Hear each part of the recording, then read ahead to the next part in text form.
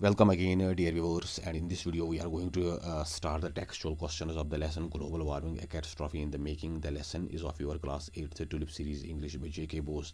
तो लेसन का जो टेक्स्ट है वो ऑलरेडी हमने डिस्कस कर लिया, उसके जो वीडियोस हैं वो आप देख सकते हैं।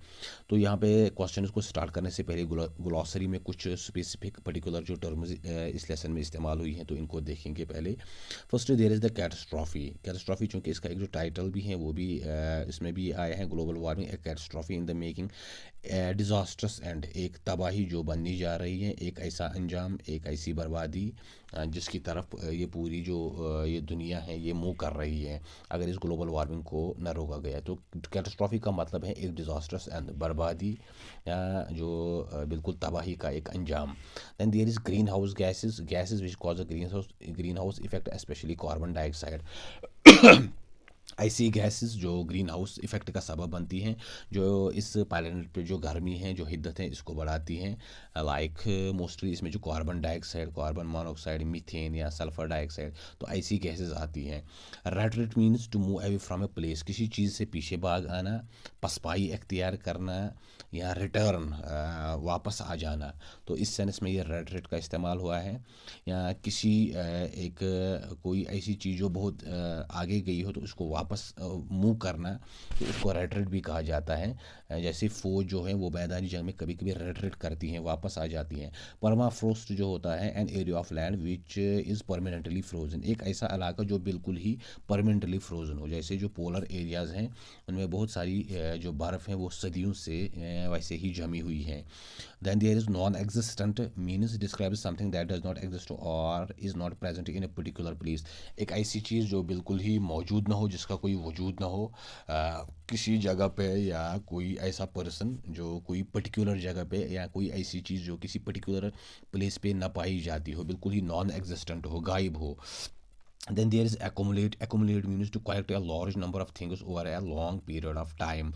तो किसी चीज़ का जो बहुत ज़्यादा इसकी जो तादाद है, मिकदार है, इसको जमा करना या जमा होना over a long period of time, जो काफ़ी टाइम से ऐसा चल रहा है, एक्यूमुलेट जमा करना।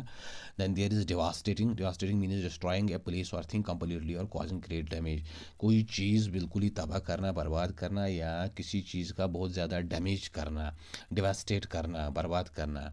And then there is this specific term black death, a form of bubonic plague pandemic in Europe and Asia during the 14th century which killed 50 million people.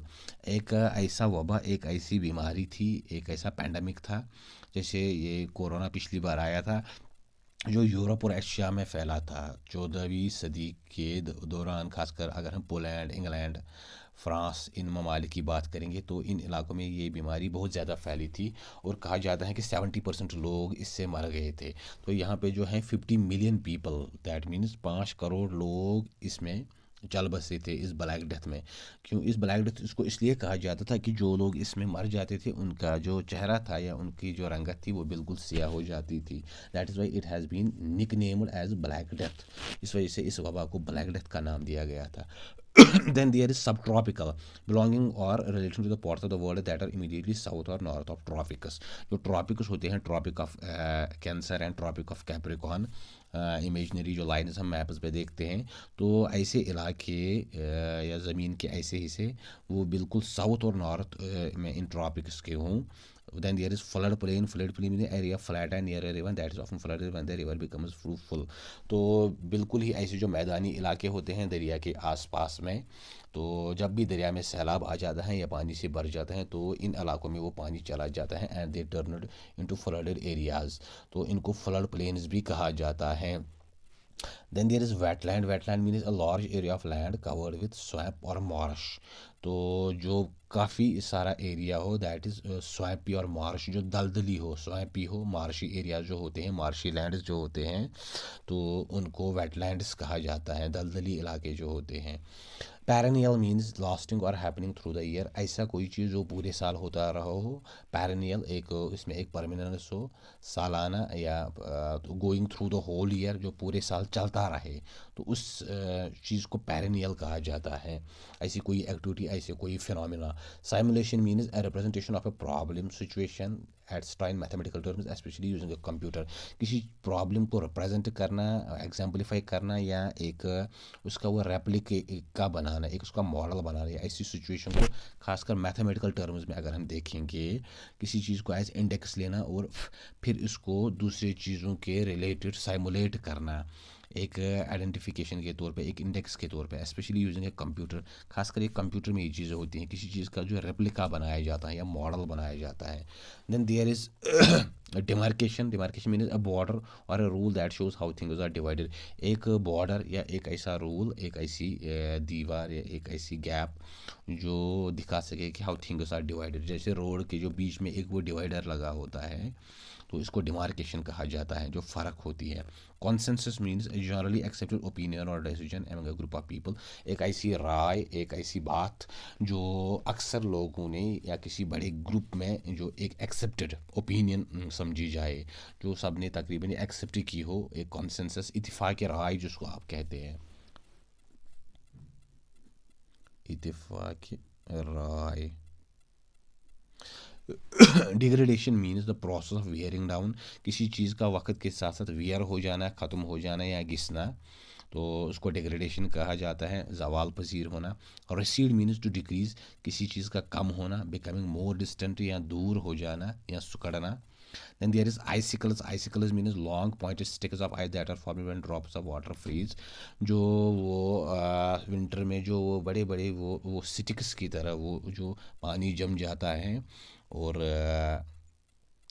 Pointed sticks उनके आगे वो जो पॉइंटेड होता है, जो कश्मीर में होते हैं, वो यक के बड़े बड़े वो लाठियों जैसे। तो then there is adversely. Adversely meaning having a negative और हार्मफुल इफेक्ट ऑन समथिंग। किसी चीज़ का एक मनफी, एक नेगेटिव या हार्मफुल, एक नुकसानदेह जो असर होता है, उसको एडवर्स कहा जाता है, जो किसी चीज़ के अगेंस्ट हो। ओबनॉक्शियस मीन्स वेरी अनप्लीजेंट और रूड। कोई ऐसी चीज़ जो बिल्कुल ही नापसंद हो या बिल्कुल ही रूड हो, या बिल्कुल ही जिसको आप कहेंगे ओबसीन हो, फहश हो। Then there is biota. Biota means the plant and animal life in a region. किसी इलाके में जो जानवर होते हैं या जो प्लांट्स होते हैं, पेड़ पौधे होते हैं, जानवर होते हैं, जिसको बायोडाइवर्सिटी भी कहा जाता है।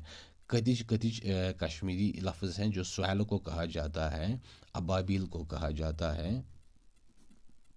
ये एक माइग्रेटरी बर्ड था जो पहले पहले कश्मीर में आता रहता था, लेकिन अब ये बर्ड ज़्यादातर यहाँ नज़र नहीं आता है। अब एक migratory bird found in spring, जो स्प्रिंग के टाइप में यहाँ आता था, बाहर के वक्त में होता था।